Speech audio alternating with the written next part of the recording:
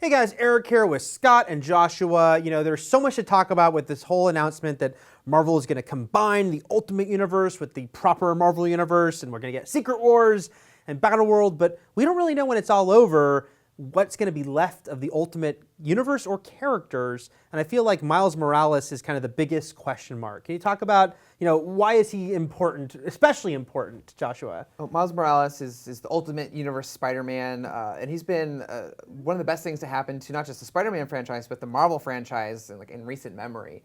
He's of half Hispanic, half African-American descent, so that makes him a very important, very prominent, diverse character for Marvel, and he's just been, his comic book has been amazing. It's been wonderful. It's been written by Brian Michael Bendis, and ever since his debut, since the Ultimate Universe's Peter Parker died, he's taken over, and he's just slowly become like this Spider-Man for a new generation. And the thought of all that, he's appeared in other TV shows and stuff, and for all the effort to go into creating him and putting him out there, he's in video games and stuff, and for them to lose him because they're doing this big event where the Marvel Universe proper and the Ultimate Universe are smashing together, and we don't know what's going to happen at the end of it all. That makes me nervous. So I really do hope when whatever the Marvel Universe is after all this is over, that he's still a part of it.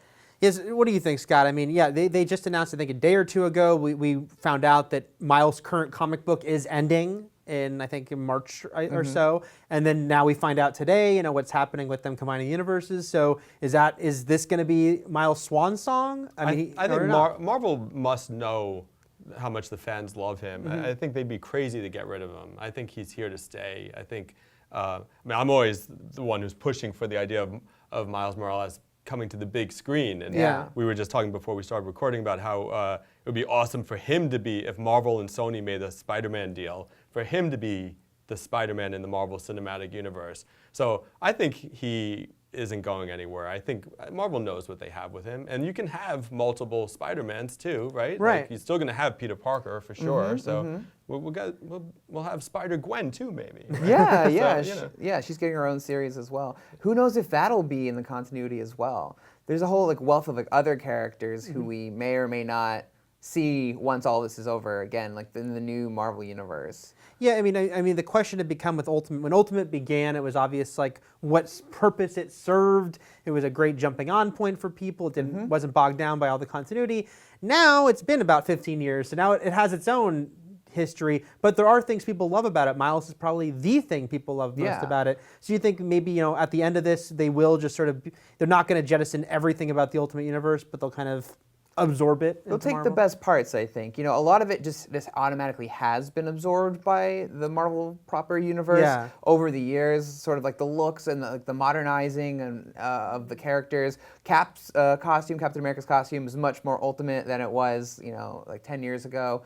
They took away the wings and everything, and so that's really cool and really interesting. I think another big example will be Nick Fury, who the general public knows as Samuel Jackson, because he's a black man with one eye, and based off the Ultimate version. Yes, right? based off the Ultimate version. So in Marvel continuity, he was originally a white guy. So they had this story where he found that he has an illegitimate mixed race son who looks just like Samuel Jackson, and then he gets kidnapped and the villain pokes out his eye, so he now has one eye, and then he joins S.H.I.E.L.D. because he used to be a military man, and so his name's also Nick Fury Jr. Sure. So now he's just obviously they went through all that just so the Marvel Universe proper has a black Nick Fury, but now they could just rewrite things and sort of just say it was always black Nick Fury all along. So maybe they'll do that as well. Or they just have the Ultimate Nick Fury, come on over, and if the original Nick Fury can be dead or off the grid or what have you. He's off the grid. Currently he's a one-eyed watcher, but let's talk about that later. We call him the Hasselhoff Fury, by the way. Right. Comics. But the movies have always pulled from the Ultimate stuff as well as right? I mean, I remember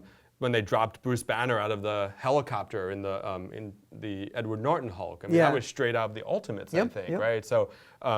So it seems to make sense to just combine it all and, like you said, take the good stuff and and jettison the bad stuff. Best of both worlds, yeah. Ooh, that's a Star Trek reference. What do you guys think?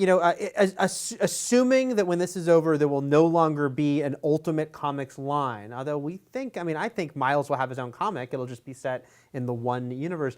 Are you sad to see that the Ultimate Universe go, or do you think it's time? It's done what it needed to do. I mean, it's been going away for. I feel like I kept hearing about how it was going away for the past 5 years or something. So it seems as though it's time, but I'm not really I haven't read the Ultimate Comics in a while, so I can't speak to the quality of them. Yeah. I mean, I know the Miles Morales stuff, but Joshua can probably speak to that better. Yeah, in the beginning, I loved the Ultimate Universe, and that was actually around when I really got into comic books. It was already in full swing, so it was tons of really accessible, new, modernized places to jump on and get into Marvel Comics.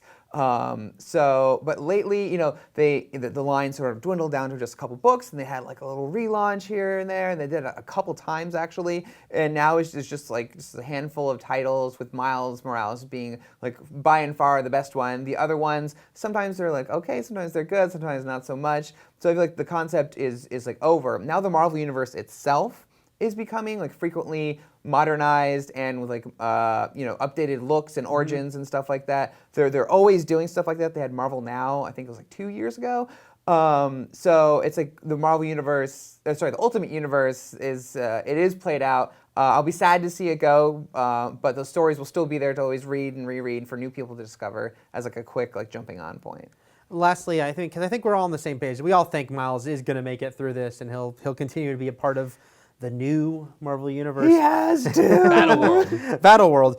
Does he keep the name Spider-Man, or did they give him a different code name because him and Peter are both? That's an interesting question. Because when they used to have like Scarlet Spider. Yeah. And I mean, there's like 4 Spider Women. Right. That's true.